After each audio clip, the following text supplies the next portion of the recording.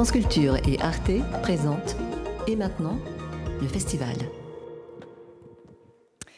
Bonjour, merci beaucoup de nous avoir rejoints ce samedi matin au Studio 104 et derrière votre écran d'ordinateur ou de smartphone. On est ravis d'ouvrir cette deuxième journée du deuxième festival Et maintenant. Et je suis ravie de passer tout de suite la parole à Sandrine Trainer, directrice de France Culture, Boris Razon de Arte, qui sont les deux médias porteurs de ce temps fort qu'est le festival.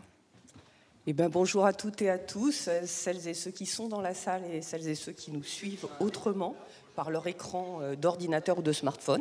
Bonjour Marie Richeux, Marie Richeux qui est productrice de Par les temps qui courent sur France Culture du lundi au vendredi à 22h15 et que vous retrouverez à 11h en conversation avec la philosophe Claire Marin.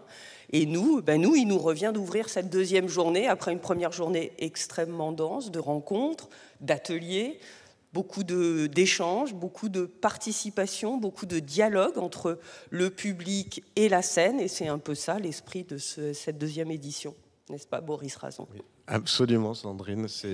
L'idée, c'est vraiment d'avoir un festival ouvert sur le monde, sur la réflexion, ouvert aussi aux questions du public et qui le fasse participer.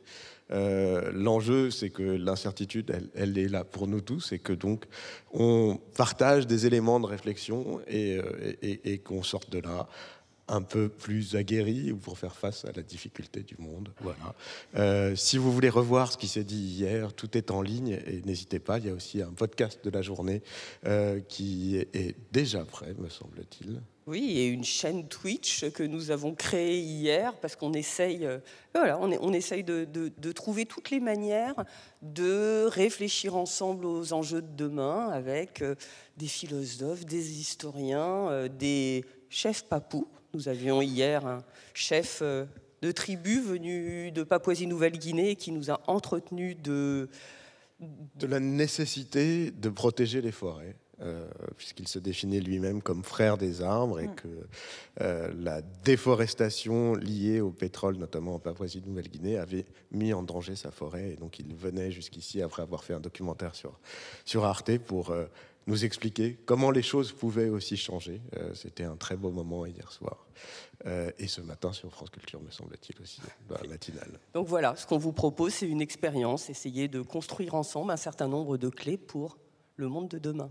Voilà. Merci beaucoup, Marie Richeux. Merci à tous les deux d'avoir ouvert cette deuxième journée. Moi, je vais être une présence fil rouge ici avec vous au Studio 104 pour introduire, parce qu'on a un vaste programme. Il va se poursuivre toute la journée ici dans le Studio 104, dans le hall scène pour des signatures, dans l'Agora pour des ateliers, mais je vous tiendrai au courant de tout ça. Vous qui êtes chez vous, restez tranquillement chez vous et restez avec nous. On va enchaîner tout de suite avec Quentin Lafay. Il était ce matin à l'antenne justement pour parler des arbres et des frères d'armes.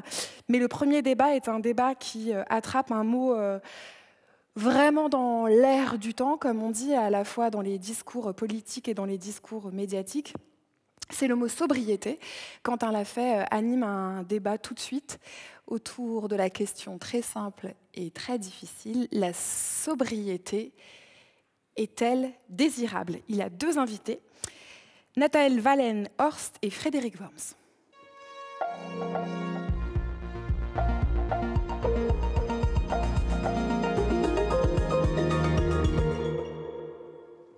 Bonjour Quentin. Voilà. Oui, j'imagine. Je m'approprie les lieux comme vous. Je ne suis pas complètement chez moi, mais vous êtes complètement chez vous, j'espère. Bon débat, messieurs. Bonjour à tous et merci beaucoup. Alors, Nathaël, Frédéric, je vous en prie, asseyez-vous ici si vous le voulez bien. Merci beaucoup à tous d'être présents au festival Et maintenant. Alors on commence cette journée avec un sujet d'actualité, j'allais dire. La sobriété peut-elle être désirable? Et pour en parler, deux chercheurs, deux invités. Le premier, Nathanaël Wallen-Horst, qui est docteur en sciences de l'éducation, en sciences de l'environnement, en sciences politiques, maître de conférences à l'UCO et auteur de Qui sauvera la planète, les technocrates, les autocrates ou les démocrates. Et ça paraîtra la semaine prochaine chez Actes Sud. Un deuxième invité, conférencier, Frédéric Worms, que vous connaissez bien dans cette maison, philosophe, directeur de l'École normale supérieure Paris Sciences et Lettres. Alors à tous les deux, moi ce qui m'intéresse le plus dans ce sujet, la sobriété peut-elle être désirable? Paradoxalement, c'est moins le terme de sobriété, qui est un terme polysémique, on y reviendra, on ne sait pas bien au fond ce que ça veut dire. Certains l'illustrent avec des cols roulés, d'autres parlent de frugalité, de décroissance, de post-croissance. Au fond, ce qui est peut-être plus intéressant, c'est le terme même de désirable, comment on crée un désir pour prendre un chemin collectif. Et je voulais entamer notre discussion avec une citation de Aldo Léopold, l'un des pères de l'éthique environnementale, qui disait « Aucun changement éthique important ne s'est jamais produit sans un remaniement intime de nos loyautés, de nos affections, de nos centres d'intérêt et de nos convictions intellectuelles. » Alors je commence avec vous, Frédéric Worms. Comment est-ce qu'on réoriente nos désirs s'il le faut, puisqu'il semble effectivement qu'il faille rediriger nos désirs vers la sobriété? Bonjour et merci de votre invitation et merci aux organisateurs du festival. Donc, moi, ce qui me frappe beaucoup, c'est, je vais le dire tout de suite, c'est l'enjeu politique. Parce que la sobriété, la question du désir aussi, au premier abord, c'est d'abord des questions morales, des questions individuelles, c'est-à-dire sobriété, mais comme d'autres vertus, disons, ou comme d'autres rapports justement au désir, comment maintenir son désir dans des limites, sans aller jusqu'à un excès qui peut être nuisible. Donc on voit bien qu'il y a déjà du désir dans la sobriété, c'est ça le paradoxe, c'est que la sobriété consiste en un sens à limiter le désir qui potentiellement serait infini. C'est ça dans la morale antique, en tout cas, avec l'idée d'un mauvais infini, du désir insatiable, et puis que la vertu consiste à le modérer. Ça, c'est l'image classique, disons, de la sobriété. Peut-être il ne faut pas y voir ça, mais quand même, malgré tout, c'est encore ça, face aux excès sur la planète, cette fois, de nos infinis humains. Donc, comment modérer son désir? C'est un vieux sujet de philosophie morale qui fait du désir plutôt un ennemi, en effet. Et là, il y a deux problèmes dans votre question. C'est comment, en effet, on fait de désir, de modérer son désir, un vrai désir aussi. Comment on peut désirer modérer son désir, d'une part, et d'autre part, surtout, peut-être, pour moi, c'était plutôt le thème, et je pense que c'est intéressant d'en discuter avec quelqu'un qui travaille aussi en sciences politiques. À quel degré peut-on parler d'un désir collectif ou d'un désir en politique? Pour moi, la vraie question, finalement, et c'est la seule manière, c'est pour ça que je vais directement au point, que j'avais envie de traiter aujourd'hui avec vous, de discuter. La seule chose qui peut rendre la sobriété collective désirable, c'est la justice. C'est-à-dire qu'elle ne soit pas, au fond, une sorte d'impératif moralisant, imputant en plus les excès au désir individuel, mais qu'elle s'accompagne d'un vrai sentiment de justice. Moi, je disais la même chose pendant le confinement. Comment peut-on le supporter, le confinement? C'est-à-dire, là aussi, confiner, mesurer, limiter, c'est bien, c'est essentiel, mais comment le rendre désirable collectivement? C'est seulement par la question de la justice. C'est-à-dire l'idée que cette sobriété qui répond cette fois à un excès collectif et à une sorte de tort ou de risque ou de danger collectif, extrême qui plus est, ne peut être compensé que par un travail collectif, donc réparti, donc juste. Voilà, donc entre la sobriété et le désir, moi j'ajouterais la justice, sachant qu'effectivement, la sobriété va garder cette même définition qu'elle a dans la philosophie morale traditionnelle de limiter un désir de faire plus, une sorte de désir infini. Voilà. Alors, on pourrait rentrer sur la question, est-ce que la croissance fait partie de cette mauvaise infinie du désir humain, etc. Est-ce que tous les désirs sont dangereux? Je ne le crois pas. Donc, c'est cette question. Voilà. Il y a deux sujets pour moi. L'étrange désir de limiter son désir, qui est un désir qui est une vertu très profonde. Et au fond, peut-être qu'on a raison que dans le désir, il y a de l'ambivalence. Donc, il faut désirer un désir juste. Mais collectivement, il faut qu'on ait le sentiment que tout le monde en prend sa part. Nathanaël Wallenhorst, une réaction, et au-delà, vous avez analysé les récits collectifs justement de la transition climatique. Est-ce que l'un de ces récits que vous avez décortiqués semble à même de créer ce désir collectif vers plus de sobriété? Donc effectivement, quand on prend le terme sobriété, la première chose qui me vient, c'est dans quel récit est-ce que ça s'inscrit? C'est-à-dire quels sont les autres éléments qui sont autour et puis qui vont donner du sens, de la signification à la sobriété.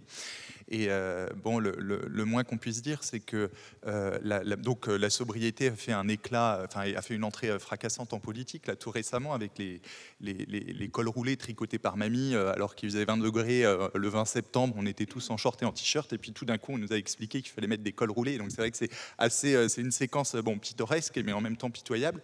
Et donc, il y a un récit, qui est le récit gouvernemental actuel. Je pense qu'il faut pouvoir le nommer, et le nommer sans complexe, en mobilisant deux critères, c'est-à-dire quelle est sa justesse du point de vue des données scientifiques, et en quoi ce récit est un récit qui consolide la démocratie ou qui le fragilise.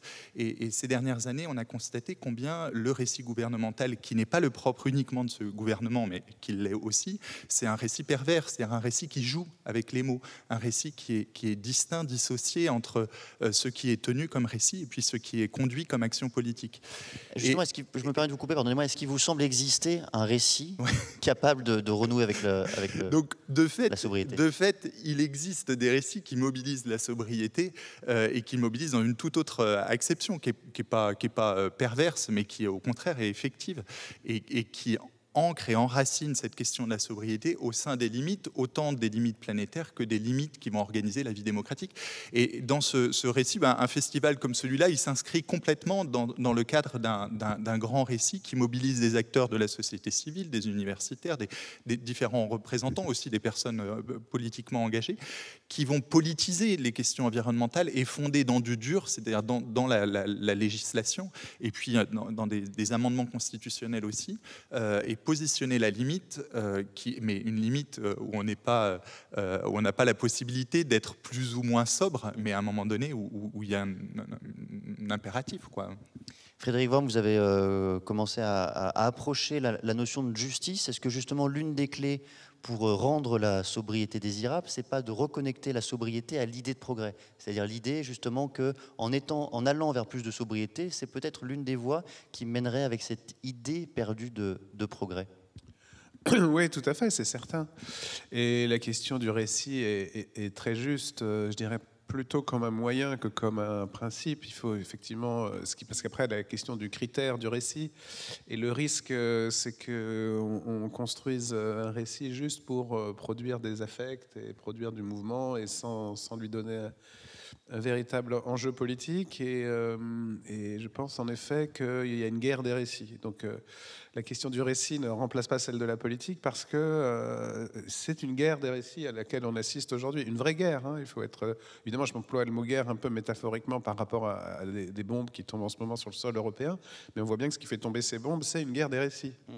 Et que avec des pays qui n'ont pas eu le temps d'accéder au développement, il va y avoir une guerre des récits. Vous nous demandez d'être sobre, mais on n'a même pas eu le temps de consommer, que vous nous demandez déjà d'être sobre. Donc au niveau global, planétaire, les récits vont entrer en guerre. Donc je suis entièrement d'accord avec la question du récit, mais il faut, pour qu'un récit soit convaincant mondialement en plus, hein, parce que là on parle à des échelles qui ne peuvent pas ne pas aller de l'individuel au global, il faut évidemment prendre en compte cette conflictualité dans le récit et entre les récits. Et de ce point de vue, oui, je reviens à votre question qui est très juste. Évidemment que le progrès fait partie de la question de la justice dans la sobriété. La sobriété, ce que je trouve intéressant moi dans cette notion, c'est qu'elle représente bien, je dirais moi, les contradictions de la vie humaine. C'est-à-dire l'idée que dans la vie humaine, pour les vivants humains, les finalités vitales, qui sont toutes importantes pour nous, peuvent entrer en contradiction. Par exemple, vous voulez... je prends un exemple dans un autre domaine dont on a un peu parlé avant d'entrer dans la salle, mais que je discute par ailleurs. C'est-à-dire, vous avez un progrès médical. Et puis à un moment donné, il se heurte aux limites de la volonté des humains, qu'il faut respecter aussi. Et on a des contradictions qu'on appelle les contradictions de la bioéthique. Par exemple, en fin de vie. Est-ce qu'il faut respecter, est-ce qu'il faut soigner jusqu'au bout avec toute la technique? Est-ce qu'il faut s'arrêter en fonction de l'obstination déraisonnable? Donc il y a des contradictions dans la vie humaine. Et je pense que c'est important d'en tenir compte. Et c'est la solution de ces contradictions qui nous paraîtra juste. C'est pas de sacrifier totalement un aspect, de passer d'un extrême à l'autre, de la croissance sans fin en détruisant la planète, ou de la sobriété absolue en arrêtant le progrès. Donc il faut évidemment trouver un équilibre, et la notion de sobriété n'est intéressante que si elle est une conciliation des contraires. Si c'est une sorte justement d'appel un peu mou à être dans la morale individuelle qui est essentielle, mais sans discours politique sur l'équilibre. Voilà. Donc du coup, oui, elle est non seulement compatible avec le progrès, mais elle représente la vraie notion de progrès, c'est-à-dire un progrès qui concilie tous les aspects d'un progrès. Parce qu'un progrès technique qui engendre de l'injustice ou de la destruction, ce n'est pas un vrai progrès. Donc les progrès humains sont complexes. Si vous voulez un progrès médical, il faut aussi qu'il soit justement réparti et qu'il n'ait pas d'effet pervers comme les médicaments dangereux. Donc oui, le vrai progrès, ça existe et ça a des critères précis et c'est de ne pas avoir d'effet pervers régressif. Donc la sobriété peut incarner le progrès. C'est pour ça qu'elle nous plaît aujourd'hui. C'est que ce n'est pas un renoncement absolu, c'est une tentative de concilier les contraires. Nathanaël Wallenhorst, est-ce que vous identifiez, vous, un récit justement capable de renouer comme ça la notion de sobriété avec celle de progrès ? Oui, donc de fait, dans le grand récit alternatif qui trace son sillon et puis qui pointe, j'ai envie de dire, à différents endroits, mais il me semble qu'il y a, pour que ce récit soit effectif, il y a comme une étape intermédiaire et dont la responsabilité incombe beaucoup à l'école, de mon point de vue, c'est-à-dire à l'école qui est l'institution du rapport au savoir. Et parce qu'aujourd'hui, moi, ce que je constate avec les étudiants qui viennent me voir, dont je suis responsable, etc., c'est combien nous n'avons pas les mots pour penser et décrire ce qui nous arrive. C'est-à-dire qu'il y a des rapports du GIEC qui s'accumulent. De fait, les journalistes et éditorialistes en ont conscience et en parlent. Mais ce sont des savoirs qui ne sont pas travaillés à l'école. Et donc, les étudiants, aucun étudiant qui a son bac est capable de faire un état des lieux du système Terre en décrivant les interactions entre les sociétés humaines, le climat et la biosphère. Et de la même façon, aucun étudiant ou très peu sont capables de décrire ce que pourrait être une vie démocratique qui serait désaliénée de l'hégémonie économique. Et donc, autant du point de vue de la compréhension scientifique du fonctionnement même du système Terre, de ce que pourrait être une vie démocratique libérée à un moment donné de cette hégémonie économique, nous n'avons pas les mots parce qu'ils ne sont pas, ils ne sont pas rentrés dans les programmes scolaires. Et ça, c'est particulièrement problématique, et puis ça ouvre derrière à un flou généralisé où on ne sait pas à quel sens se vouer d'une certaine façon, et puis quelque chose où finalement on ne peut pas juger les récits, tout se vaut, et on ne peut pas juger, donc j'entends les récits politiques, c'est-à-dire la politique est renvoyée dans la sphère assez intime, en tout cas à l'école, hein, et quelque chose sur lequel on ne peut pas poser de jugement. Or, on a des critères pour juger au sein de cette guerre des récits, et pour signifier combien certains récits conduisent précisément à la guerre et à la destruction, quand d'autres, au contraire, affermissent, consolident la démocratie, et une démocratie qui soit soutenable et durable. Frédéric Worm, je vous voyais osciller parfois deux lignées de la tête. Une réaction peut-être ? Non, je suis totalement d'accord avec surtout la fin de ce que vient de dire Nathanaël, c'est-à-dire qu'effectivement, on a un critère des récits qui est lui-même le critère de la guerre et de la destruction. Et ça, c'est très important. C'est-à-dire que c'est la question de la démocratie aussi. Et ça, je suis convaincu, moi aussi, qu'on a des critères. Malheureusement, voilà, il y a parfois aussi dans cette guerre de la confusion et des contre-critères ou du doute entretenu, comme on dit parfois, sur les enjeux. Moi, ce qui m'a frappé dans le titre de votre livre, c'est de savoir qui sauvera la planète et cette alternative entre ces régimes politiques possibles. Ce qui est certain, c'est que si on passe par le discours, et il faut passer par le discours, pas seulement le récit, mais les positions, les opinions, les enjeux, vraiment on pourrait presque aller jusqu'à dire les idéologies, c'est-à-dire quand même les discours politiques. Ben oui, on s'aperçoit que seule la démocratie peut sauver la planète, pour une raison simple. C'est que la planète n'est pas menacée seulement par des dangers techniques, ou au sens, on mesure des degrés, on trouve les causes. Elle est menacée avant tout par les conflits interhumains. Et la planète est vraiment menacée d'abord par ces conflits. Entre les hommes et la planète, entre la technique et la planète, il y a les humains. Et donc oui, la démocratie comme seule manière de tempérer les conflits, la sobriété politique, la sobriété face au délire politique, aux excès politiques, parce qu'on veut modérer nos excès consommateurs. Moi, je modérerais bien d'abord le discours de certains politiques, le discours des extrêmes.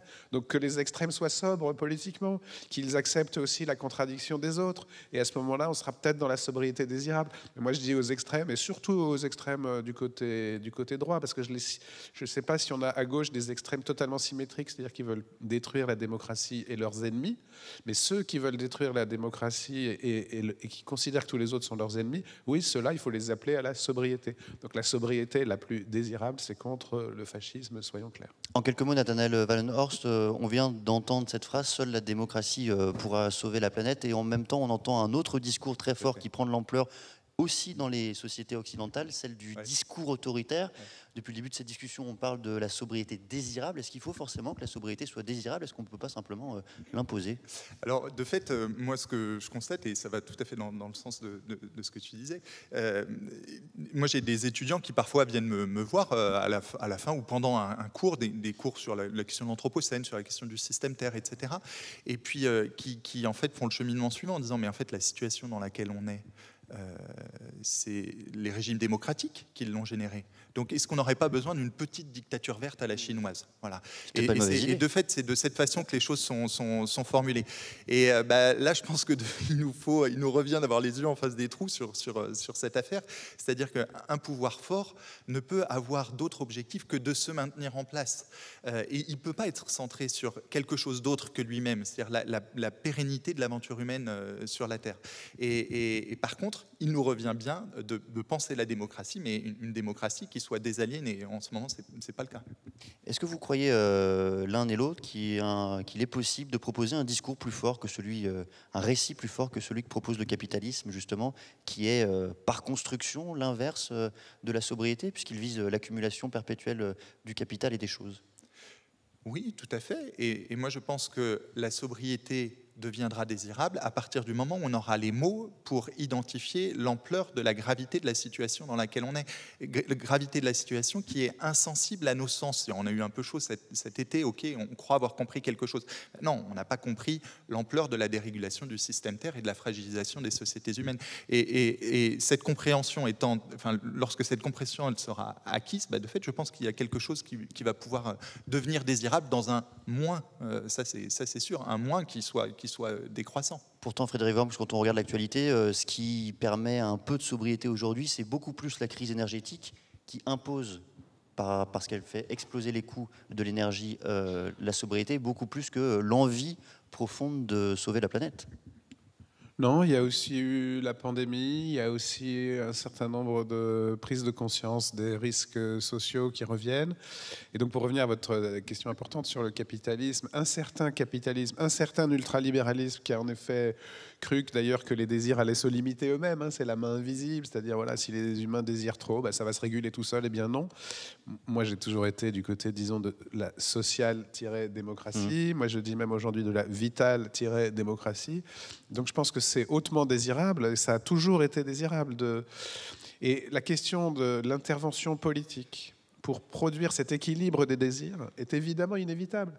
Parce que déjà dans la vie humaine, c'est pas évident de réguler son propre désir. Donc c'est vrai que oui, il faut des institutions politiques pour réguler les désirs. Il ne faut pas qu'elles soient totalitaires parce que justement parmi les désirs, il y a le désir d'être en désaccord, il y a la possibilité de contredire, il y a l'expression de la parole légitime.